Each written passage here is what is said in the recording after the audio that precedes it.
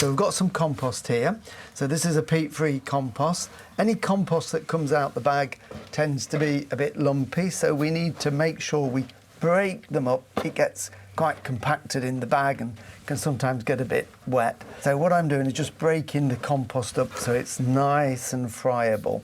But I'm also going to add a little bit of extra fertiliser into there because we want plenty of nutrients in the compost. So I'm using one of these slow release fertilisers. You can get them from the garden centres. They last for about 6 months.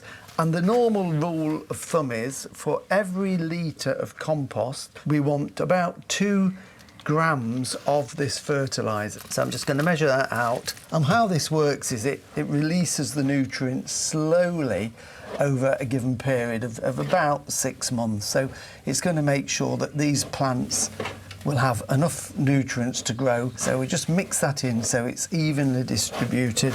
You can see there's just the odd little granule in there. If your compost is still a bit, what you think, a bit claggy, then mix in some vermiculite or perlite or some sharp sand. So be prepared just to improve it a little bit if you need to.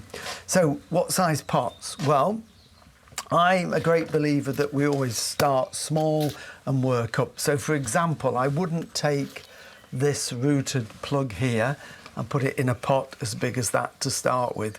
For the simple reason, if we do that, what will happen is the roots just grow straight to the outside of the compost and the compost in the centre isn't used. So what we tend to do is do a smaller pot. So that would go in there. We'd let that grow, fill that pot with roots, so we've got a good root system similar to this when we knock that one out. And then that one would eventually, if we wanted to pot it up, if you weren't putting it into the garden, would go into a pot that size. So we've just got room to get a little bit of compost around. And that way the roots gradually grow out. You get a much stronger root system and a much healthier plant. So it means potting a couple of times sometimes, but the outcome is much better. With my cobia, again, these aren't huge plugs. These are a little bit bigger, but I'm still going to go into one of these small 9 centimetre pots. 9 or 10 is ideal. And as you see, if I gently hold that into there, you can see there's still room to get some compost, so it will grow. And that is the perfect time to do it. We've got a nice root system forming there. I put 2 seeds in, they've both grown. I'm not going to separate them. I don't want to disturb them. It will just give us a stronger plant with 2 seedlings in. So a little bit of compost in the base, nice and friable. So a little bit of compost in there, and then I'm just carefully being very delicate, holding that in place and then filtering some compost down the side. And you can just lean it one way a little bit. We need to fill those gaps with the compost. And that's why it's really important to break any lumps up, because we don't want air pockets. Just lightly firming it with my fingers, but not too much. We don't want to squash all the air out. Otherwise it becomes pot bound, and that is it. That is literally potted.